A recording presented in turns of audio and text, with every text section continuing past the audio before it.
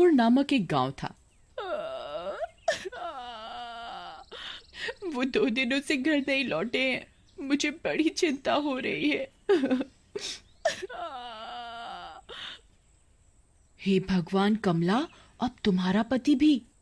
पता नहीं किसकी नजर लग गई है इस गांव को। एक एक करके रोज कोई ना कोई आदमी गायब हो रहा है। उस गांव के आदमी अचानक रहस्यमयी तरीके से गायब हो रहे होते हैं।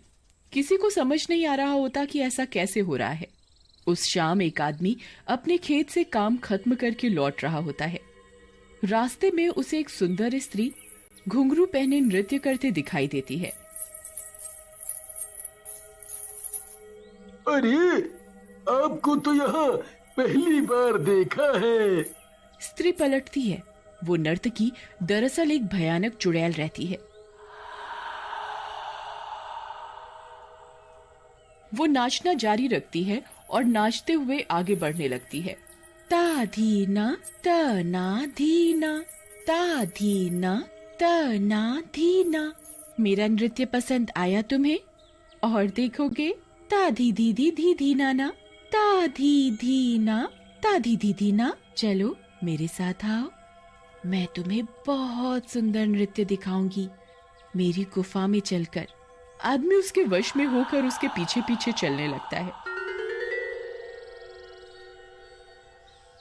चलते चलते वो एक गुफा में जाती है।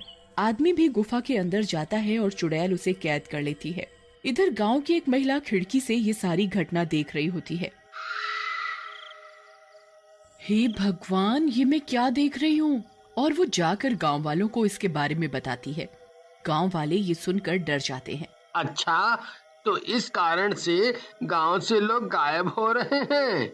इसका मतलब सारा किया धरा उस चुड़ैल का है। हम सबको सावधान रहना होगा।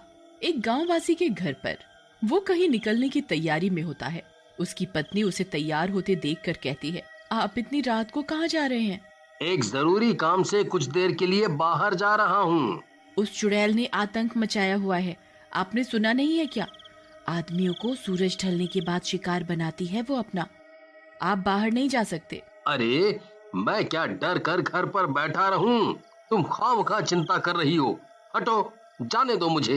पति के निकलकर कुछ दूर जाते ही उसे चुड़ैल दिखाई देती है। वो उल्टी तरफ भागने की कोशिश करता है। अरे, भागता कहाँ है? तुझे तो मैं अपने साथ अपनी गुफा में लेकर जाऊंगी। चुड़ैल उसके सामने अचानक आती है और नाचने लगती है।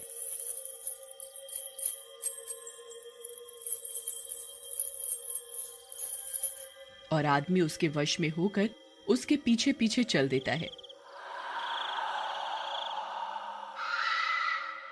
उसकी पत्नी दूर से देखती है और पीछे दौड़ती है।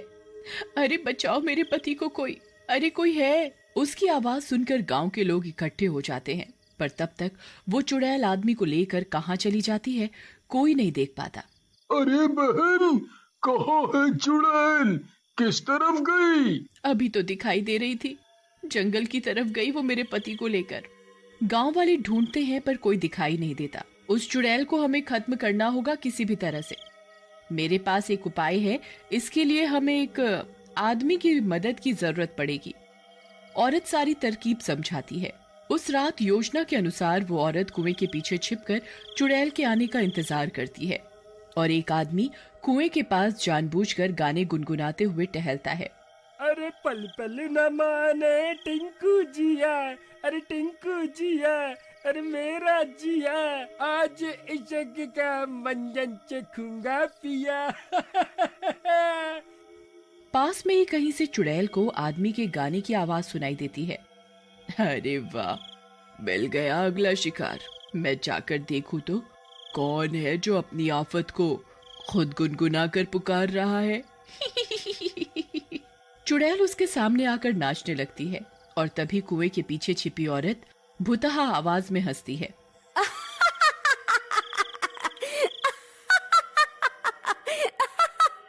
अरे कौन है वहाँ?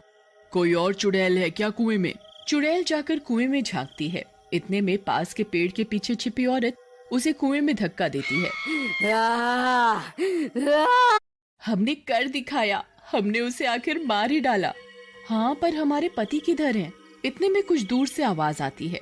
आखिरकार उस चुड़ैल के चुंगल से हम आजाद हो ही गए। उस घटना के कुछ महीने गुजर जाते हैं। फिर एक दिन पूनम नाम की एक लड़की उस कुएं से पानी निकाल रही होती है। तभी उसे बाल्टी में कुछ दिखता है। अरे, ये बाल्टी में क्या है? ये तो कोई पोटली लगती है। ये यहाँ कैसे आई? वो पोटली को थोड़ा सा खोलकर झांकती है। उसमें कुछ चमकता हुआ दिखता है। वो उसे पूरा खोलती है। उसमें से सुंदर से घुंघरू निकलते हैं। अरे वाह, कितने सुंदर घुंघरू हैं। पता नहीं इन्हें कुएं में किसने फेंका। मैं घर जाकर इसे पहन कर देखती हूँ। पूनम झटपट अपने कमरे में जाती है और उन घुंघरुओं को पहन कर देखती है। ये घुंघरू तो मेरे पाँव में कितने जंच रहे हैं। उस रात जब सब सो रहे होते हैं, पूनम की माँ की नींद अचानक किसी आवाज से खुलती है।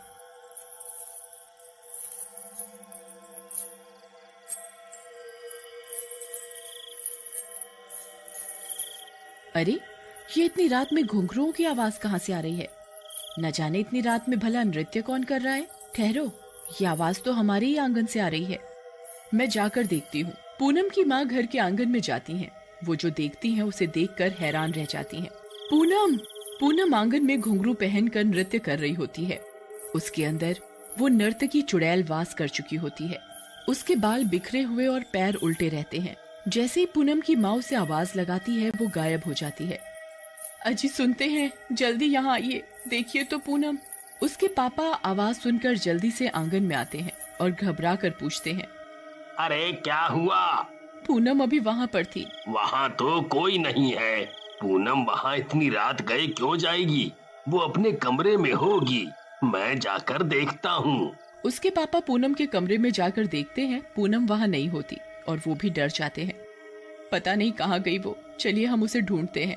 उसके मम्मी पापा उसे बहुत ढूंढते हैं पर वो नहीं मिलती। देखते देखते सुबह हो जाती है।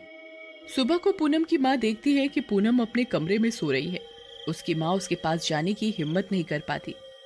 इधर सुबह गांव में खबर आती है कि गांव के कुछ आदमी लापता हैं। अरे, कल रात को जो भी आदमी बाहर निकला वो घर नहीं लौटा है। वो चुड़ैल पूनम के जरिए रोज रात यही कोहराम मचाती और सुबह होने से पहले अपने बिस्तर पर सोई हुई मिलती। एक दिन पूनम की माँ तक भी ये खबर पहुँचती है। वो सोचती है, उस दिन जो मैंने देखा, क्या इसका उस घटना से कोई संबंध हो सकता है? पता नहीं ये सब क्या हो रहा है। मैं जाकर गांव वालों से बात करती हूँ। पूनम की माँ जाकर गांव वालों से रात की पूरी घटना के बारे में बताती है। इसका मतलब वो फिर से लौट आई है, नाचने वाली चुड़ैल। अम्मा सबको नाचने वाली चुड़ैल के बारे में बताती है। हे भगवान, मेरी बेटी पर उस चुड़ैल का साया है। मैं क्या करूं अम्मा, कैसे बचाऊं उसे? जब तक वो घुंघरू नष्ट नहीं होते, चुड़ैल खत्म नहीं होगी। कैसे भी करके तुम्हें उन घुंघरुओं को जलाकर भस्म करना होगा। पूनम की मम्मी घर जाकर उसके पापा को सारी बात बताती है। मेरे पास एक तरकीब है जिससे हम पूनम को उस आत्मा के चुंगल से आजाद करा सकते हैं, पर हमें आज रात ही वो करना होगा। वो तरकीब क्या है जी? पूनम के पापा उसकी मम्मी को सारी तरकीब समझाते हैं और वो लोग उसे अंजाम देने की तैयारी में जुट जाते हैं। रात को जैसे ही पूनम की नींद लगती है, उसके मम्मी पापा धीरे से उसके कमरे के बाहर जाकर खड़े होते हैं। पूनम के पापा के हाथ में एक जलती हुई मशाल रहती है। तुम अंदर जाकर घुंघरू ले आओ, मैं यहीं दरवाजे के पास खड़ा हूँ। पूनम की माँ अंदर जाकर उसके पास रखे घुंघरू को जैसे ही उठाती है, पूनम उठकर बैठ जाती है। आपने मेरे घुंघरुओं को हाथ लगाया, इसी वक्त वापस कीजिए। मैं कहती हूँ वापस कीजिए इसी वक्त, नहीं तो मैं सबको मार डालूंगी। आपकी हिम्मत कैसे हुई उनको उठाने की? इतने में पूनम की माँ घुंघरुओं को कमरे के बाहर फेंकती है। पूनम के पापा जल्दी से दरवाजे को बंद कर देते हैं। नहीं, मेरे घुंघरू वापस दो। इतने में पूनम के पापा घुंघरुओं को मशाल से आग लगा देते हैं। पूनम दरवाजा पटकते हुए घुंघरू के जलते ही बेहोश होकर जमीन में गिर जाती है। उसे कुछ देर में होश आता है। अरे मम्मी, मैं यहाँ क्या कर रही हूँ? पूनम, तुम ठीक हो गई।